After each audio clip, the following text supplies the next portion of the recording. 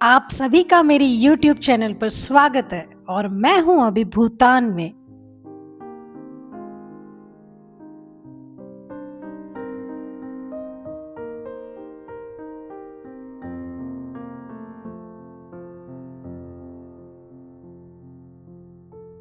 मैं हूं अभी ऑन द वे थिम्पू जाने के लिए, जो यहाँ से 5 घंटे लगेगा। पर गाइड ने कहा है बीच-बीच में जो भी आएगा वहाँ पे रुकेंगे और आपको साइट सीइंग कराएँगे। तो ये स्तूपा है यहाँ पे, जहाँ पे हम अभी रुके हुए हैं। और कुछ लोग यहाँ पे तस्वीर खिंचवा रहे हैं। तो बहुत तेज़ हवाएँ चल रही है, मौसम भी अभी बहुत ही साफ-सुथरा है, थोड़ी ठंड भी लग रही है इसमें, पर बहुत खूबसूरत है, देखिए आप।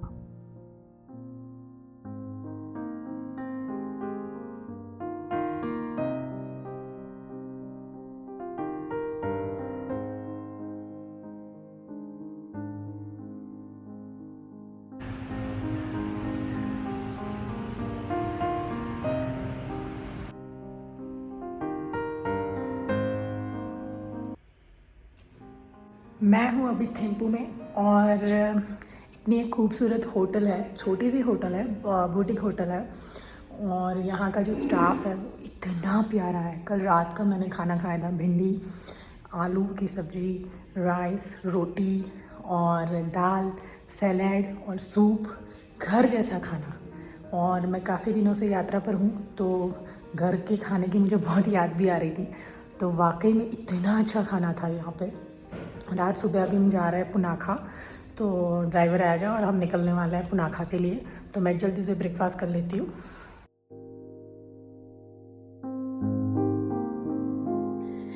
तो ये डोचुला पास है और यहाँ पर हम कुछ अच्छी तस्वीरें खिंचवाने खड़े रहे थे। और यहाँ पे स्तूपा भी है, टोटल 108 स्तूपा है इस साइड। जहाँ पे यहीं ये मिस्टेक की थी कोई एक टूरिस्ट ने, जो इनके ये स्तूपा के ऊपर उसने स्टैम्प कर दिया था और वहाँ से ये रूल बन गया कि आप भूटान में बिना गाइड के एंट्री नहीं ले सकते हैं। और ये जो स्तूपा है वो यहाँ पे जो आर्मी के शहीद जवान थे उन्हीं के लिए, उन्हीं की याद में बनाए थे ये सारे। और जैसे मैंने बताया कि एक बाइक राइडर का ग्रुप जो आया था उनको नहीं पता था ये क्या है, और एक पर्सन ने इसके ऊपर स्टैम्प कर दिया। और उसके बाद यहाँ की सरकार ने जो था वो नियम बनाया कि आपको अगर ये कंट्री में आना है तो आपको गाइड चाहिए होगा। और जिसमें मैं फंसी, क्योंकि मैंने ऑनलाइन इन्फॉर्मेशन पढ़ी थी जिसमें लिखा था कि अगर आप थिम्पू और पारो जाते हैं तो आपको गाइड की कोई ज़रूरत नहीं है। अगर आपको उससे आगे जाना है तो आपको गाइड की ज़रूरत रहेगी। और यही सोच के मैं जब बॉर्डर पर गई, तब उन्होंने कहा नहीं, आप बिना गाइड के इसमें नहीं जा सकते। और फिर मेरी उनसे बहस छिड़ गई कि ऐसा कैसे हो सकता है, मैं यहाँ ऑनलाइन तो ऐसा लिखा ही नहीं है। तो फिर उसी रात मुझे रातों रात एक टूर बुक करनी पड़ी। और फिर नेक्स्ट डे लकीली मुझे ये पता था कि सारे टूर्स इसी डेट को निकल रही है, और लकीली उन्होंने कहा एक जगह है, और फिर उन्होंने एग्री किया कि ठीक है हम आपको ले जाएँगे, पर आपको कुछ ज़्यादा पैसे भरने पड़ेंगे। और ऐसे मैं फिर ये सब ग्रुप एक ही का गांव से हिस्सा है। बनी। तो आज अगर मैडम का घर बन रहा है तो हर गांव के घर में से एक आदमी आता है मदद करने के लिए घर बनाने में। सेम थिंग वो टर्न वाइज हो जाता है। और इवन एग्रीकल्चर में भी अगर किसी के घर में कोई जेंट्स नहीं है, सिर्फ लेडीज है, फिर भी उसको कोई टेंशन नहीं है, क्योंकि तो मैं यही कहूँगी कि आप मेरे जैसे मिस्टेक मत करना, क्योंकि आप अगर भूटान आते हो तो आपको बिना गाइड के आप भूटान नहीं घूम सकते हो, चाहे आप कहीं से भी आ रहे हो, क्योंकि हर जगह पर आपको हर एंट्री में गाइड ही आपकी एंट्री करवाता है यहाँ पर। तो अभी हम आए हैं पुनाखा में इस फर्टिलिटी टेम्पल पर, और यहाँ पे लोगों की बहुत मानते हैं लोग कि ये यहाँ पे जिसको बच्चा नहीं होता है तो उसे बच्चे हो जाते हैं, या बच्चे के लिए स्वस्थ जीवन चाहते हैं तो वो भी यहाँ पे है, तो लोग यहाँ पे आके पूजा करते हैं। तो वो जो भी मेरा ट्रॉमा था वो फर्स्ट नाइट का, कि मैं अभी फँस चुकी हूँ इस कंट्री में आकर, क्योंकि मैं अकेली गाइड लेके करूँगी क्या। पर फिर बाद में ये नज़ारे, ये जगह देखकर मन एकदम आनंदित हो गया। वाक़ई में इस जगह में जादू है।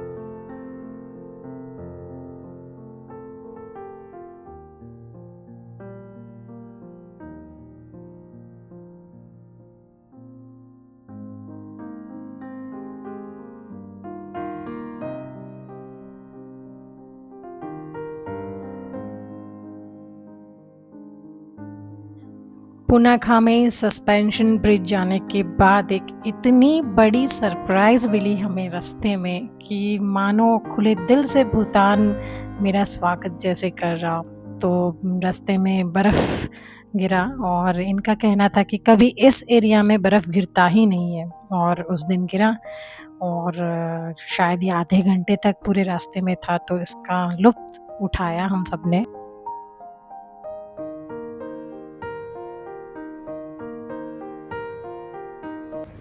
नमस्कार, मैं हूँ भूटान में और भूटान के शहर थिम्पू में हूँ।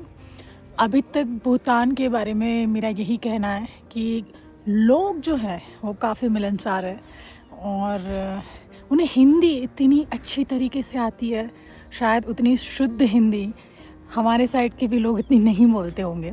तो मेरा जो गाइड है वो भी इतनी शुद्ध हिंदी में बात करता है और ये लोगों का प्रयत्न रहता है कि ज़्यादा से ज़्यादा हम यहाँ पे आनंद उठाएं। हालांकि मुझे ये लगा कि ये जो गाइड लेना वो थोड़ा ज़बरदस्ती वाली चीज़ है, क्योंकि जैसे मैं सोलो ट्रैवल कर रही हूँ तो मुझे लगता है कि मैं अकेली गाइड के साथ क्या करूँगी।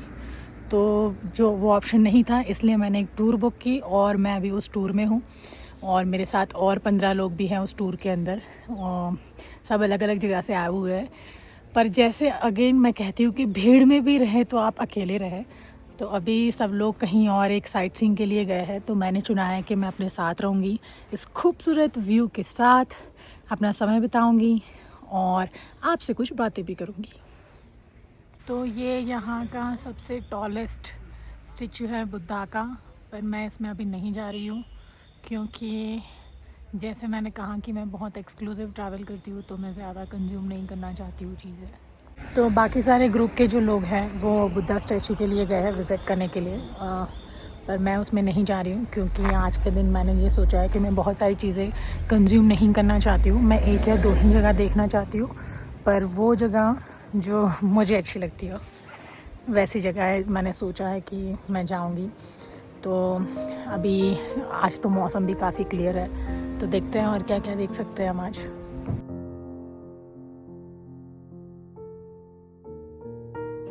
यहाँ से पूरा शहर दिख रहा है। तो मैं हूँ एक टेंपल में और वहाँ से ये नज़ारा है इतना खूबसूरत।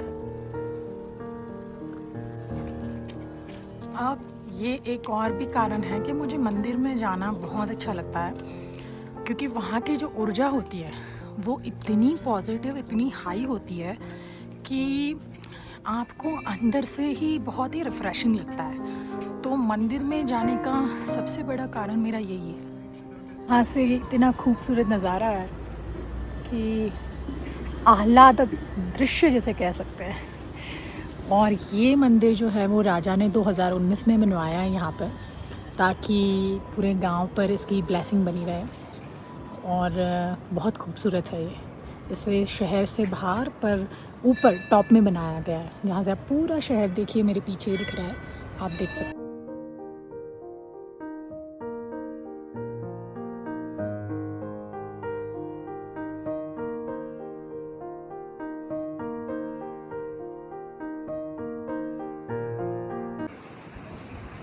अभी हमारा लंच ब्रेक हो गया था, तो हम थिम्पू के सेंटर में आ गए थे यहाँ पे लंच के लिए। और ट्रिप में जो मेरे उस टूर में जो मेरे दोस्त बने हैं, तो उन्हीं के साथ मैं भी लंच करने आ गई और हम दोनों ने डिसाइड किया कि हम यहाँ की लोकल ड्रिंक ट्राई करेंगे। तो यहाँ की लोकल ब्रांडी जो है, भूटानीज़ ब्रांडी, वो हमने ली और ट्राई की।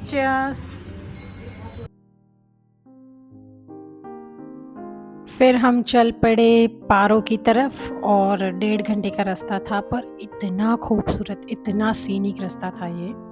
और हम पहुंच गए पारो में। तो यहाँ पर ये लोग नेशनल गेम खेल रहे हैं यहाँ की। सबको मिलेगा, ठीक है? सबको बाहुबली बनने का। देखिए ये बोल रहे हैं सबको बाहुबली बनने का। करना पड़ेगा। तो ये भैया यहाँ पे चला रहे हैं। जो नहीं करेगा उसको 2000 रुपये वापस मिलेगा। और ऐसे यहाँ पर निशाना लगा हुआ है, देखते हैं इनका चलता है कि नहीं। 1 2 3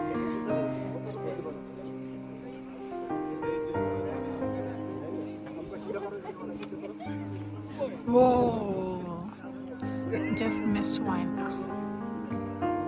हमारा 8th सेंचुरी में एक गुरुजी आया था, वो नाम लेके बुद्धिज्म रिलीजन लेके आया था इधर भूटान में। फर्स्ट टाइम ये डिस्ट्रिक्ट में आया था, इसलिए it has become the heartland of religion.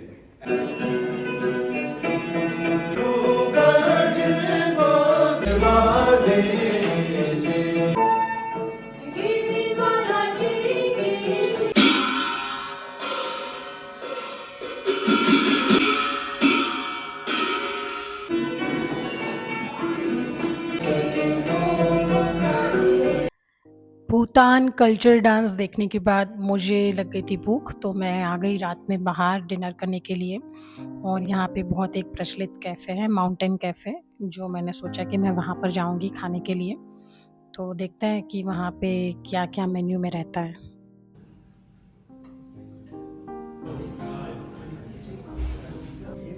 और मैं ऐसे बैलेंस करती हूँ सब कुछ। आप सब पूछते रहता है ना कि कैसे इतनी पतली हो तुम, तो यही कारण है पतले होने का कि जब मैं कुछ ज़्यादा कैलोरीज लेती हूँ तो उसके साथ जो खाना है मेरा वो काफ़ी हेल्दी रहता है। सुप्रभात आप सभी को। और अभी बज रहा है सुबह के 6 और मैं जा रही हूँ टाइगर नेस्ट ट्रैकिंग पर। तो यही मेन पॉइंट है पारो का, और मैं बहुत एक्साइटेड हूँ इसके लिए। तो देखते हैं कि आगे कैसा सफ़र रहने वाला है।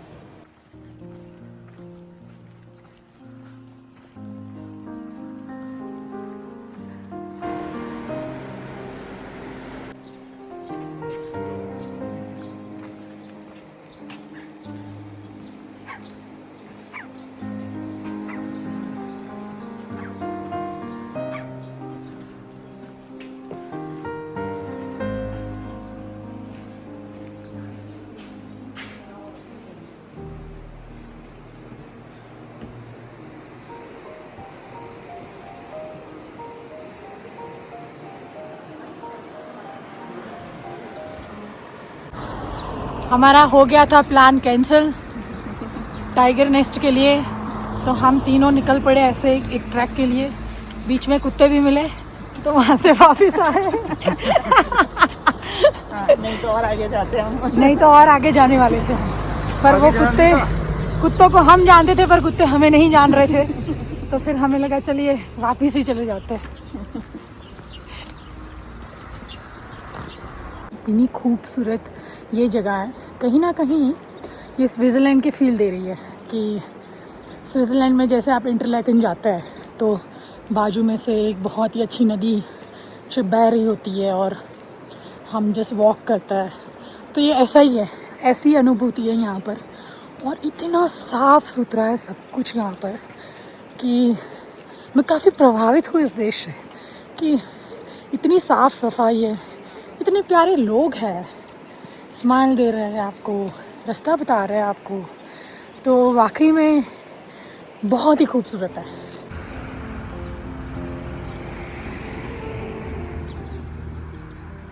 सामने देखिए वो नज़ारा कितना शानदार है। अभी वेदर क्लियर हुआ है, उस वजह से ये चैन नहीं करिए। अब तो भगवान का नाम ले, मंदिर मंदिर जा, टाइम पास हो जाएंगे। सुंदरकांड ज्वाइन कर ले, लेडीज़ में ग्रुप में सोसाइटी में ज्वाइन। अब तो आप ज्वाइन कर लो, माफ़ करो, मतलब मुझसे ना हो पाएगा। उनका कौन बुढ़ा, मेरा कौन बुढ़ा, ये बुढ़ापा नीचे है मेरे को, मैं घर अच्छी हूँ उससे। सही कहा। तो आप क्या एडवाइस देते हैं इस उम्र में आने पर हमारे जैसे यंग लोगों को? लाइफ एंजॉय करो ना, चलते रहो। देखो आप लोग तो फिर भी, आज की जो यंग जनरेशन है वो अभी भी लाइफ को एंजॉय कर रही है। हमारे टाइम पे जिम्मेदारियां बहुत थी। आज की जनरेशन अपने बारे में सोच रही है सिर्फ। हमें अपने बच्चे ही नहीं देखने थे, हमें इन लॉज ही नहीं देखने थे। पेरेंट्स के अलावा पूरी जो एक्सटेंडेड फैमिली होती है उसको भी हमें वो सारा देखना होता था, हमें हर एक के बारे में सोचना होता था। और आज की तरह फैसिलिटीज़ नहीं थी कि मेड्स होती है या कुछ होती है। सुबह 5 उठ के रात 11 बजे तक हमें पता नहीं होता था कि कहाँ हमारा दिन ख़त्म हो गया था ना। बच्चों के पीछे भागते, अपने बारे में तो सोचते ही नहीं थे। जो बचा खुचा मिल गया वो खा लिया और सो गए, इतना ही पता था अपने बारे में।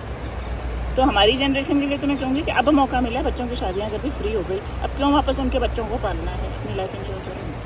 क्योंकि उनके अभी हम आ चुके हैं और यहाँ पे खा रहे हैं हमारा नाश्ता। हमको दिया गया है एक सूखा सैंडविच और फ्रूटी जो बचपन में पिया करते थे और पीछे एक बहुत सुंदर नज़ारा है। हम सब लोग अब रेडी होके ये एयरपोर्ट देखने के लिए आ गए थे, क्योंकि यहाँ पे सिर्फ 15 ही ऐसे पायलट हैं जो जिनके पास लाइसेंस है यहाँ पे फ़्लाइट उड़ाने के लिए। तो हम लोग स्पेशली इसका जो टेक ऑफ है और लैंडिंग है ये दोनों हम देखने के लिए आए हुए हैं और सभी लोग बेसब्री से इंतज़ार कर रहे हैं फ़्लाइट के आने का।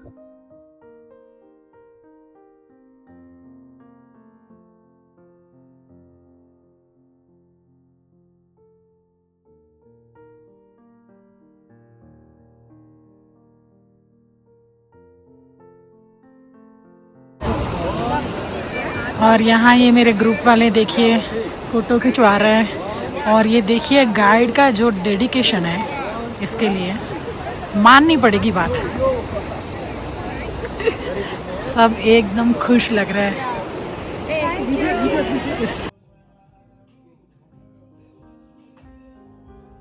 इस क्लब का नाम था पार्क 75 और इतना कोजी था ये क्लब और मुझे पसंद है कि वहाँ जाए और लोकल्स वहाँ के बियर्स ट्राई करें, तो मैंने लोकल बियर ट्राई किए वहाँ के।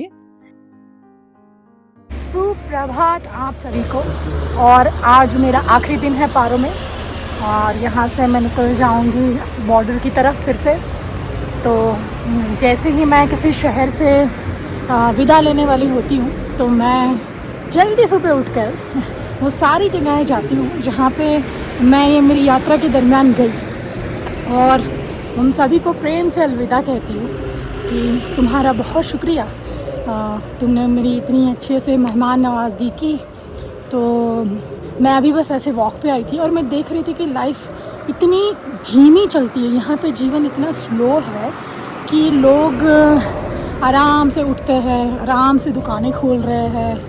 अभी से स्कूल जाने वाले बच्चे ही दिख रहे हैं मुझे और शायद ऑफिस जाने वाले। बाकी जितनी भी दुकानें हैं, जितने भी कैफ़ेज़ हैं, सब कुछ बंद है और ये सब कुछ आराम से 9-10 बजे के बाद ये सब कुछ ये खोलते हैं। तो ये भी अपने आप में एक अलग चीज़ है कि ना आप पैसों के पीछे भाग रहे हैं, ना आप काम के पीछे भाग रहे हैं। अभी पीक टूरिस्ट सीज़न है, फिर भी ये अपने हिसाब से चलता है, अपने समय पर चलता है। वाकई में ये बहुत ही खूबसूरत शहर है और मैं प्रभावित हो गई हूँ इसे देख के। तो ये यहाँ की सब्जी मंडी है और ये भी देखिए आराम से सब कुछ खोल रहा है, कोई जल्दी नहीं है और तरह तरह के फ्रूट्स हैं यहाँ पे। हालांकि यहाँ पे सब कुछ महंगा बहुत है। अभी सुबह के 9 बज रहे हैं और अब देखिए अभी भी दुकानें सब कुछ बंद है।